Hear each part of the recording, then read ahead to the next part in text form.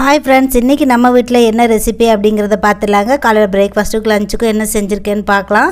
காலையிலே காய்கறி கடைக்கு போகும்போது பார்த்திங்கன்னா அரைக்கீரை நல்லா ஃப்ரெஷ்ஷாக இருந்துச்சு. அதனால் அரைக்கீரை வாங்கிக்கிட்டேங்க லஞ்சுக்கு.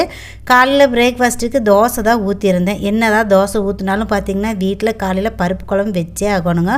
ஒரு ஆள் பருப்பு பிரியர் இருக்கிறதுனால பார்த்திங்கன்னா டெய்லியும் பருப்பு குழம்பு தான். சாப்பாடு, தோசை, இட்லி எதுக்காக இருந்தாலும் பருப்பு தான். அதனால் இன்றைக்கி காலையில் வெங்காய தோசை பருப்பு வச்சு பையனுக்கு கொடுத்தாச்சு. எங்களுக்கு முட்டை தோசைங்க. என்ன தான் பருப்பு குழம்பு, சட்னி, குருமாலாம் வச்சுருந்தாலும் பார்த்திங்கன்னா இந்த மிளகாப்பொடியோட டேஸ்ட்டு எதுலேயுமே வராதிங்க. அது லேசாக தொட்டு நம்ம தோசைக்கு சாப்பிடும்போது பார்த்திங்கன்னா அதனோட டேஸ்ட்டே வேறு லெவலுங்க. இன்றைக்கி நான் மிளகாப்பொடி வச்சு தாங்க சாப்பிட்ருந்தேன். லஞ்சுக்கு கீரை தாங்க செஞ்சுட்டேன். பொரியல் பண்ணிட்டேன் அரைக்கீரையை. லஞ்சுக்கு பருப்பு, ரசம், கீரை தாங்க. ரசம் நேற்று வச்ச ரசம் தான்.